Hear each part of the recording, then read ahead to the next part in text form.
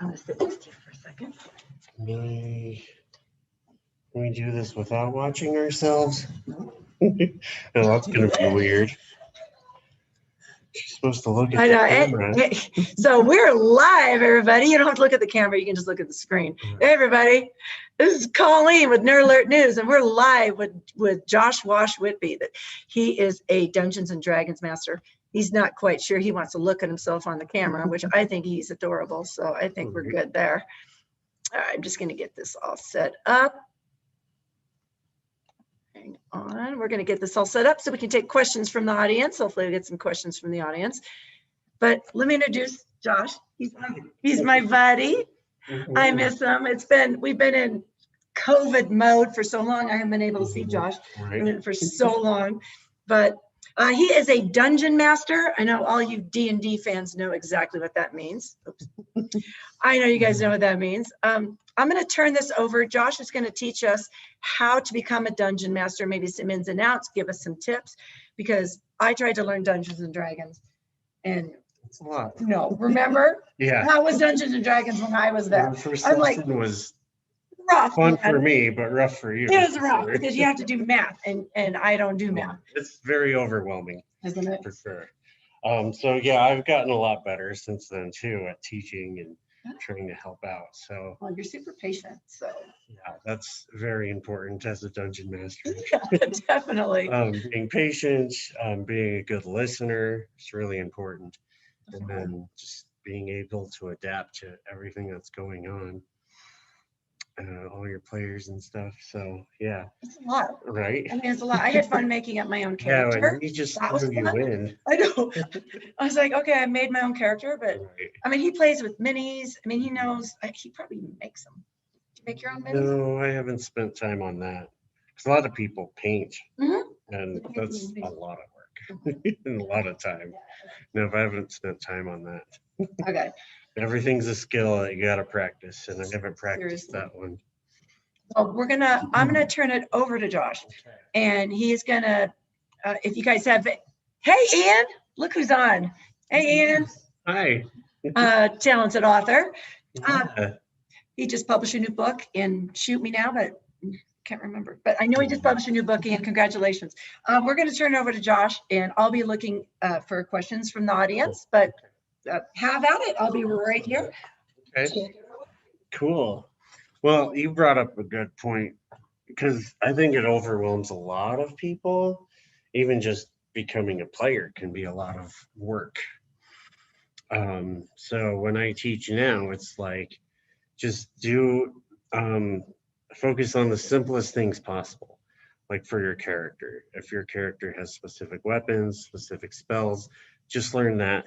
And don't worry about the rest. Just learn what you're going to do when it's your turn. And then you don't get overwhelmed so easily. You don't have to know all the rules. The GM can rule anything for you. So you just tell them what you want them to do. And then the GM will play it out for you or ask you to roll something. And then they'll decide based on that. So, I working on a website called gamesmastery.com, and I'm trying to be a teacher for dungeon masters, a teacher and a consultant. If anyone wants to learn, if anyone wants help with their current game, get past writer's block and all that kind of stuff, you can help brainstorm with everyone. So that's what I've been doing for the last year during the pandemic. Okay, Ian said the name of his book is Georgie and Armand's Place, Under Siege. Uh-oh, there's a character in it named after Josh. That's scary. I can't wait to see it. That's going to be exciting. Oh my God. Cool. And I'm pretty sure he mentioned that those characters were D&D characters at one point. Yeah, from an old game of his. All right, where am I? Well, let's get started as DMing. Creating a campaign, that can be a lot of work too. So you can overwhelm yourself very easily. You're trying to build an entire world, trying to come up with your own characters, trying to come up with a storyline and a bunch of quests and dungeons for the characters to go through. It can be a lot. So my advice is to start as simple as possible. Like, where do you want your characters to start and what do you want them to do? Hey, Josh Pierce is here. Hi. um, my website is called gamesmastery.com. We will have a link for that posted eventually, I'm sure. Okay, good. Thank you. Yes, with an S, Games Mastery. And then, so it's mostly a blog for DMs and players to up their game and just become better. I'm trying to enjoy the best game possible is our mission. So I also have some other random blog topics that aren't about D&D, and that's just for me mostly because I love writing and it helps me process and learn a lot of stuff too. So I've been trying to learn all the business and financial stuff, which is a world I've never been a part of. So it's a big curve, but you can't give up learning, right? Got to keep practicing. So when you're starting to plan a campaign, I would start with a simple quest. And if you have players who've never played before, you want to teach them how the battle system works. So you can do simple training things, have a Yoda type mentor character who can teach the players that and be like, you're a rogue, you're supposed to be focusing on sneaking attacking. That's your special ability. Or you're a cleric, you should be casting spells to bless your players so they can attack more, and teach them what their classes are used for and the best way they can be effective so they can start using their own tactics and stuff. And then from there, then you can give them an adventure. Like just simple fetch quests are the best. Go find the Holy Grail. Go find the plans to the Death Star, stuff like that. And then if you're sending them to a dungeon, you have to have that prepared. Dungeon stuff is can be a lot simpler than what most people expect. For me, when I do a dungeon, I only expect it to be lasting for only one session, so about 4 hours out of the entire campaign. So if you do want a dungeon to last only one session, it's just going to be like no more than 5 or 6 rooms for the characters to explore, and maybe 2 or 3 battles, because battles take the longest during the game.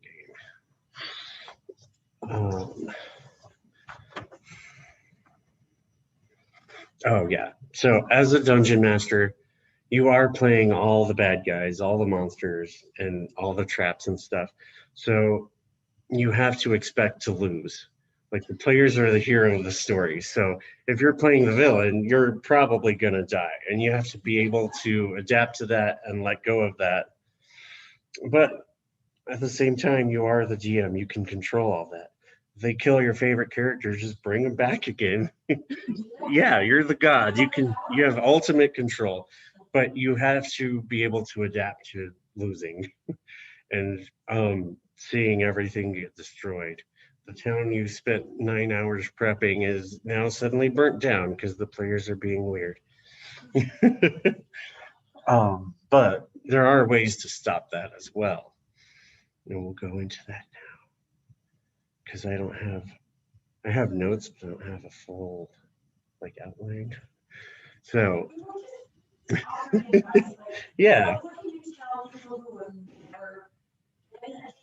Mm-hmm.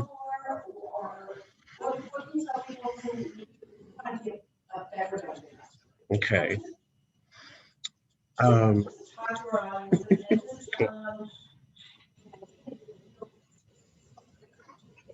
Right. For Dungeon Masters, I don't think you need to know all the rules, just enough to get by. Like if you're preparing a few specific monsters or bad guys, you only need to know what they are going to do. You only need to know where the players are going to go next, like the next 5 or 6 rooms. And then between sessions, you can prepare for the next one. So you don't have to overwhelm yourself by reading 19 books. You don't have to build an entire world. You only need like one town and one dungeon to start with, or not even a dungeon, just wherever they're going to explore, like a forest or ancient ruins or something like that. So yeah, I think it's a lot easier to start small instead of trying to create a whole world. And yeah, most players do most of the rules, and if you don't know a rule, you can just make a decision there and look it up later. So next time you do play, you will know that rule. So the best learning is from just doing it and going for it. But I know a lot of people, including me, we have a ton of anxiety before a game starts. It's like the calm before a storm. For me, I have 1,000 things running through my mind trying to get something prepared or something I don't want to forget that I want to put in front of the players. And there's always something you miss, but that's fine because we're all human and it's okay to make mistakes.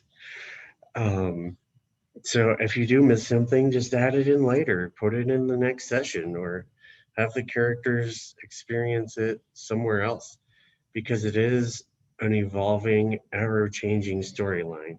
And you have to be able to adapt to that and go with the flow. The game is like a river, you have to flow through it.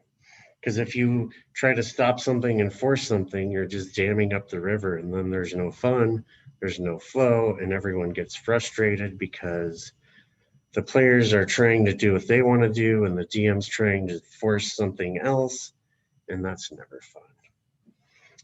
Ian says, with the group I did most of my RPGing with, we were not that concerned with the rules. It was more about the story and having fun. Yes, I absolutely agree. They call it the rule of cool. If this makes a better story or this makes your characters do something really cool and exciting, that's way better than trying to follow the rules and being stuck on something. Very good point. Yeah. Yeah, we call them rules lawyers. Most of them are nice enough, but some of them can get very attention detailed, and it just slows down the fun of the game. Um, it usually slows down when people start arguing about it, and the way to deal with that as a DM is to just make your call and be like, hey, we'll look up this rule later. We can talk about it after the game. But right now, we need the story to continue.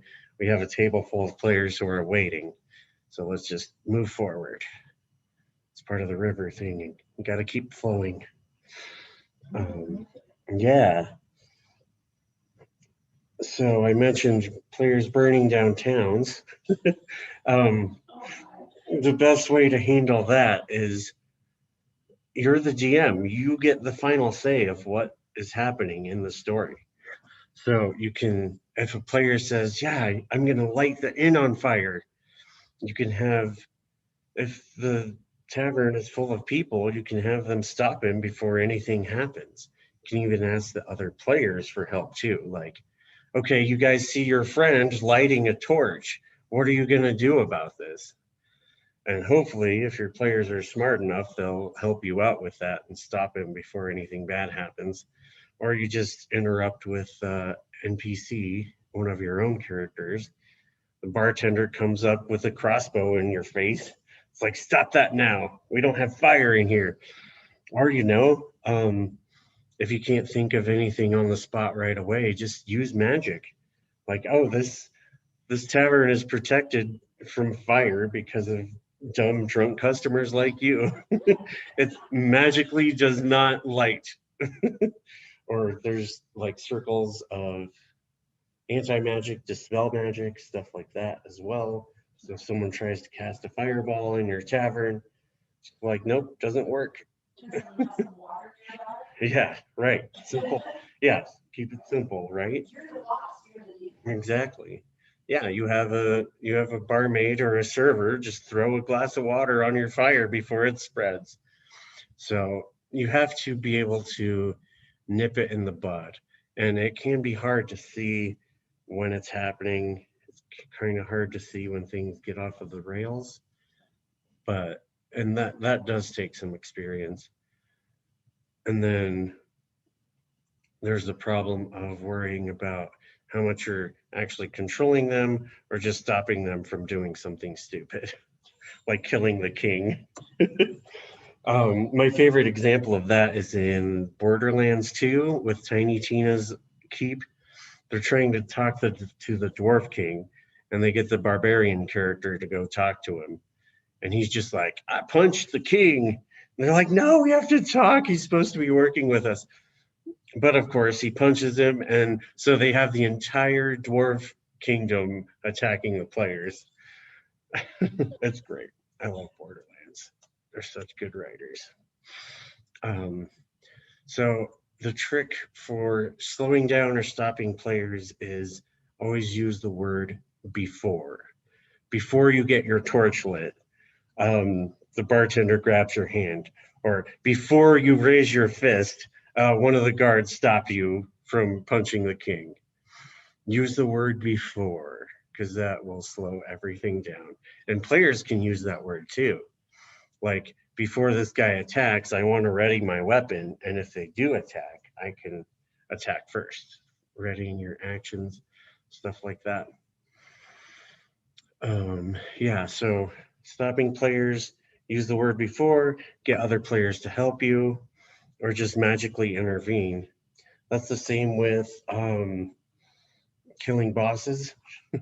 Usually, players are stronger than you expect, and it's hard to judge the balance of that game because they have the um, challenge rating, which is supposed to be based on level, but that can be a huge different thing. And each group is different. You have to test it out and see how strong guys are. The biggest problem is when you have one enemy and 5 players, your enemy only gets one attack per turn, but your enemy is getting hit 5 times in one turn. So you have to find ways to minimize that. Um, I have my enemies heal themselves a lot, or they cast spells that raise their hit points and stuff like that to slow down the battle or make it harder. Um, but that's another problem if it gets too hard. So yeah, you have to be able to balance. Just practice with your players and see where they are and how strong they are, and then that gives you insight onto your next battle that you can prepare a week later.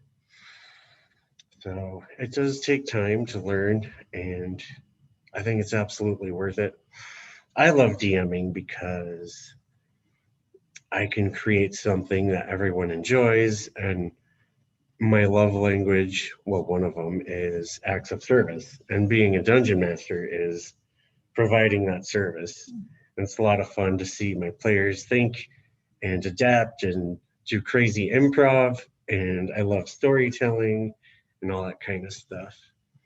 I also love training and teaching people, and I get excited for the players just as much as they do when they are winning, because I put up the challenges and they get to knock them down. So yeah, it's a lot of fun. Yeah, definitely. Right. We got a question. Aside aside from fudging dice rolls, how do you recommend preventing TPKs? That's a great question. TPK is a total party kill. So all the main characters are dead. Yeah.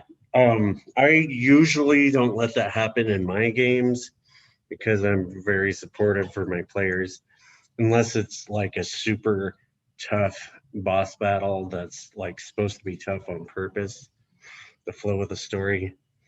Um, I've only had one character die, and that was good storytelling.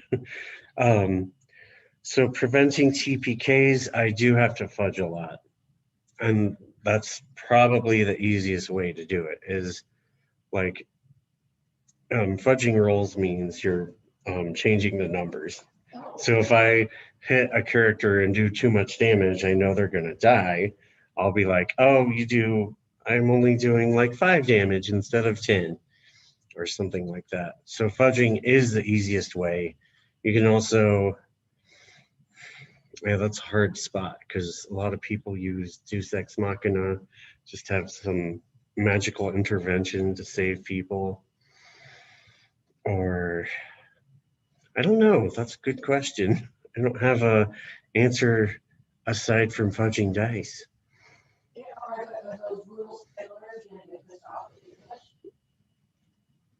Probably the rules lawyers. Um, yeah, that's great. Yeah. Right. Hmm.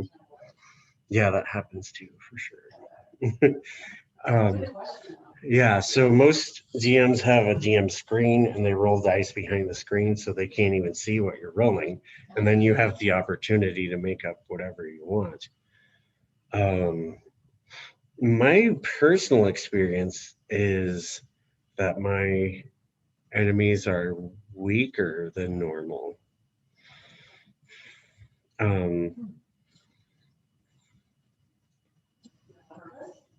Usually, because if you have 3 or 4 battles a night, you want the players to be able to survive all of them.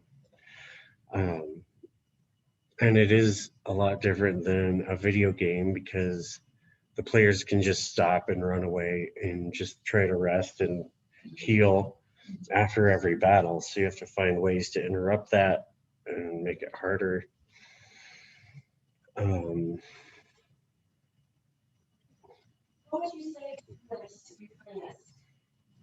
mhm.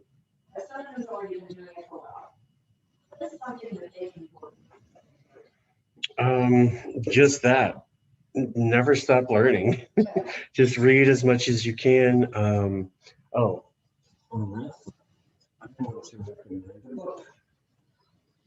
The Monsters Know What They're Doing by Keith Amon. This book is amazing. So, in the Monsters Manual, they just have the stats and the numbers and the attacks of the monsters. But this book focuses on the actual tactics and the choices that the monsters and characters will make. There you go. Yeah, take a screenshot of that. The Monsters Know What They're Doing by Keith Amon. This started as a blog called The Monsters Know, and it's really easy to find.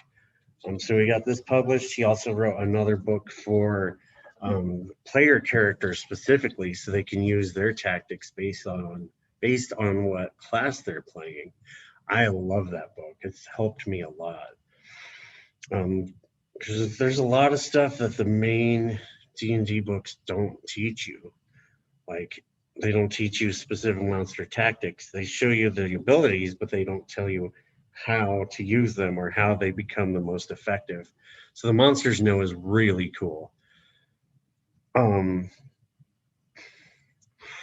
And that's why I started. Part of the reason why I started writing was because the DM's guide doesn't really help with dealing with problem players, dealing with issues at the table, and just like maintaining friendships in a group. So I wanted to write about that and explore the options there. So being a DM is putting on many hats at once. You're like a leader, a manager, and a moderator. You have to make sure everything's balanced and work with players so they work well with the group. And sometimes it's hard to find the right group. You have to be able to adapt.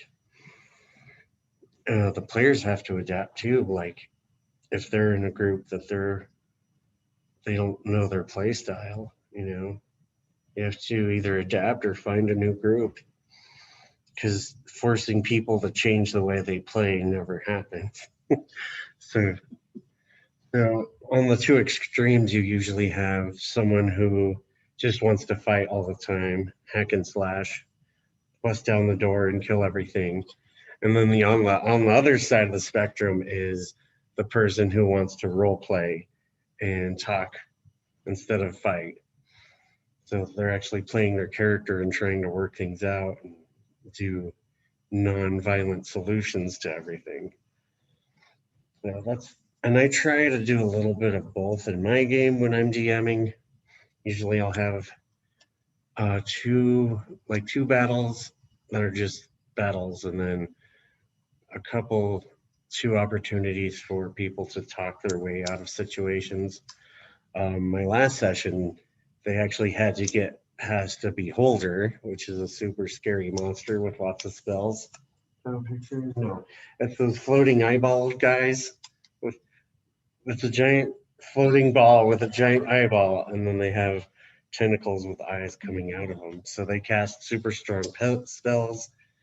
But in this situation, it's a lower level party, and I gave them the chance to talk their way out of it and make friends with this guy instead. And they ended up using his spells to turn their villain into stone, which was awesome, and I didn't anticipate that at all.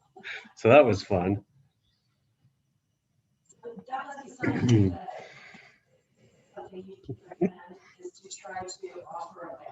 Yeah, definitely. Because each player likes a different thing. Right.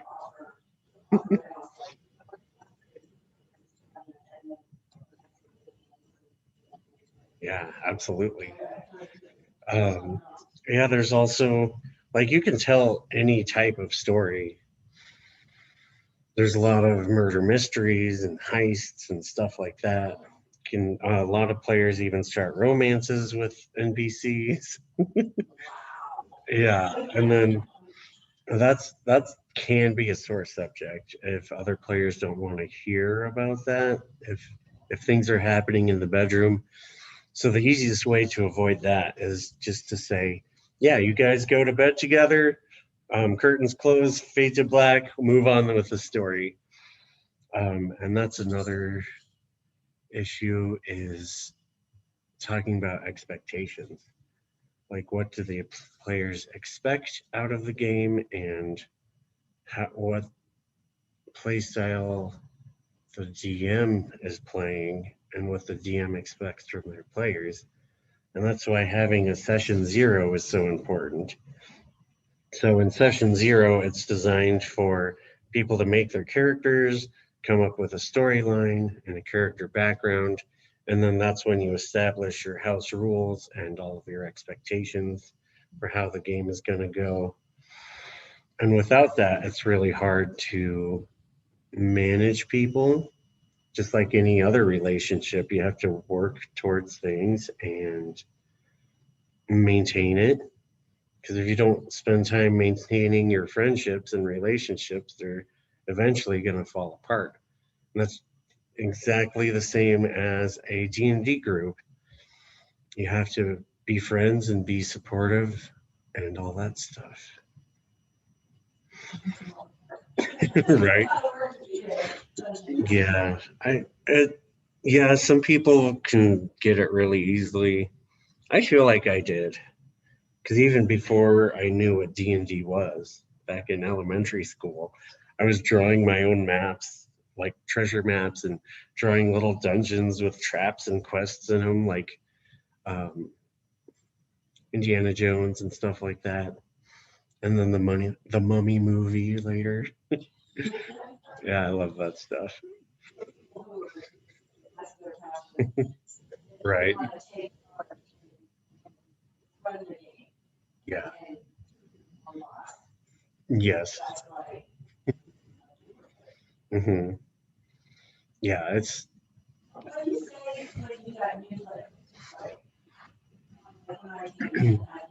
hmm right.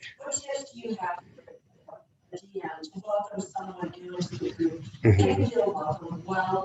entertaining them while also not allowing the other players to get bored. Right. Yeah, that's a good question. The group I'm currently playing was people who haven't played before. So that was helpful because everyone was on the same page. And yeah, everyone having patience is a huge thing because if you have a group of 5 players and a DM running maybe 3 bad guys, you have to wait a long time for your turn in battle, and it can take forever. Yeah, but for new players, you absolutely have to be supportive. You have to be patient. Just like teaching anything, as a teacher, you have to be able to listen, figure out what they need from you, and be patient and be supportive. Absolutely, and you reward good behavior. You have to focus on the good stuff so they know what's good instead of yelling and complaining about all the bad stuff. You have to focus on having a good attitude and keeping um, everything positive. So, right. And I don't know if it works, but I try to keep a space where anyone can ask questions without fear of being judged and stuff like that too. Just, right. Just another, yeah, exactly. Well, and that's another thing that is a huge issue because you get those rules lawyers who act like they know everything, but each dungeon master is different, each game is different. Even though the rule sets are the same, each dungeon master does something a little bit differently. So you have to be able to work with them. And there's millions of books out from a ton of different games, and you're never going to know everything. So just be open to it and accept that you won't know everything and enjoy the ride. hmm It is huge. That is a great question. Um, yeah, right. Um, so for me, I think it's hilarious because when when I'm the DM, I feel like the solutions to most problems are pretty obvious. The way to talk to people to get out of a certain situation feels obvious. As a DM, you feel like you know everything. But then as a player, you usually don't know what's going on. And a big part of the game is trying to figure out what's going on, trying to get past specific obstacles. And most players are not as creative as a GM expects. So when I'm a player, my mind goes blank too because I don't have to work as hard as a GM is. So I can sit back and relax, but then my brain turns off and there's these obvious solutions that I still miss as a player. It's really funny. And I don't know how to bridge that gap. Um, as a player, you just have to pay attention, try to be as creative as possible, and just being a good listener helps a lot. And then the more you support the other players, the more they'll support you, and it's easier to work as a group to solve problems. Um, so, yeah, absolutely be supportive and just be a good listener. If you know what's going on, that's half of the battle. Because a lot of people are just staring at their phones, waiting for their turn, and that's the type of player I call the audience member. They just sit back and they just like to watch and hear the story, and then they're never ready for their turn because they, they don't know what's going on, or they're watching, but they're not thinking about what to do next. And I do that too as a player because I can relax and then I relax too hard. It's crazy. It's a fine balance. Um,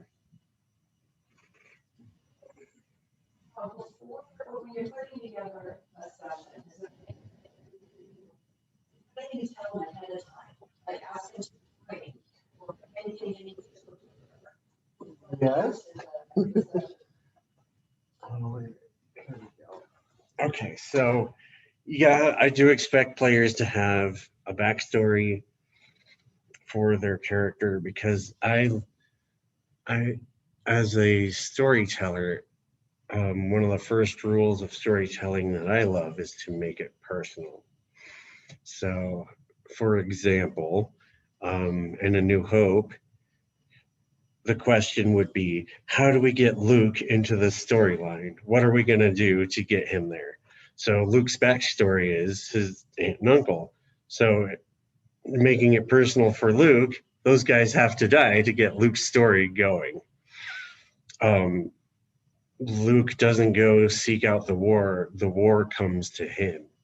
And as a DM, you have to put the major conflict in front of the characters, in front of the players to make them care, make them a part of it. If everything is happening off screen, you're doing it wrong. Everything has to be there alive in front of the players so the players can interact with it because the players are the main characters of the story and they have to be there for that. Yeah, so the other thing I really expect is for players to know how their attacks and their spells work. I expect them to know what dice they need to roll when they're doing all that kind of stuff. Especially after you've played 3 or 4 sessions, you're going to be using the same attack over and over again. You should know what you're doing by then. And if you don't know what's going on, it just slows down the process and everyone has to wait for you. So that's a big thing. The other thing I love is when players support each other and help each other out, especially when people are trying to role play and act as their characters. The more support you do for the other characters, or the more supportive your character is for the other characters, the more role play you'll get. Because most of the time, people will say something in character, but no one will respond to them. And if no one responds, that conversation just dies. So as a player, you need to react and respond in your character, and that way it'll create a conversation because a conversation requires 2 people, right? But if no one's responding, the conversation's over and you just lost your chance to role play. So the more you can react and create situations or create conversations, that's where your role playing will get better and better. For players who want to role play, I think the best thing to think about is how your character feels. How is your character going to react to the situation and what do they feel about what's going on? If you can figure that out and talk about it, that's the best kind of role play because you're in the headspace of the character at that point. And then the DM can also do that as well, get players to figure out what they're feeling and how they can act on that. Whether it's good or bad, that's up to the story and the character, but that's how you get those good character moments is by actually engaging in conversation and thinking about how the characters feel. And the DM needs to do that as well with his characters and the villains. So that creates a much better story and it's a lot more character stuff instead of just attacking and looking at numbers. Oh, I did 7 damage. Your turn. Oh, you do 10 damage. Okay, let's keep going. There's no story there. But as a DM, I do that because I feel like either the battle's taking too long, I'll just make the enemies weaker because battles can slow down things so much. Yeah, thank you. We have 3 minutes left. Cool. Yeah, it did. Right? Okay. To offer. I have another book to recommend. This is called The War of Art by Stephen Pressfield. He is the best. So this book is all about the creative process for anyone trying to create anything. Writers, dungeon masters, craftsperson, sewing, even people trying to start a business or something like that. Anything you want to work on, The War of Art is absolutely for you. This book changed the way I think about how I do everything. It focuses on getting past all of your resistances and motivates you to just keep moving forward. And I love it. Absolute great motivator. Um, I recommend reading it at least once a year because you'll get something new out of it every time. Yeah, I think it's wonderful. It's changed my perspective on a lot of things. And I've dealt with depression, and a lot of that has been a huge lack of motivation. So finding books like The War of Art really helped me in that aspect as well. Yeah. Yes, please check out gamesmastery.com if you want to up your game and have a better experience. Read my blog. I also have some downloadable booklets that you can buy as a dungeon master, random tips and tricks. I also have a session zero checklist you can download for free. And then I have for sale the campaign creation checklist and a session creation checklist, which is designed to get us all past our writer's blocks and give us ideas that about stuff we might miss while we are preparing for a game. Cool, thank you. Okay. I appreciate it. This was Yeah, great. thank you. All right. All right, everybody. Thank you, Nerd Alert News, and Colleen for putting all this together. Oh my gosh, I so did not. My team did. Yeah. Shout out to my team who put NanCon, the second NanCon together. Good job, All right. guys. Thanks. Thanks, everybody. Stay tuned for another panel. Thanks Make for sure you, watching. yeah, make sure you go back to nerdalertnews.net and then just look on the menu for NanCon and follow the links. Cool. Have fun, we got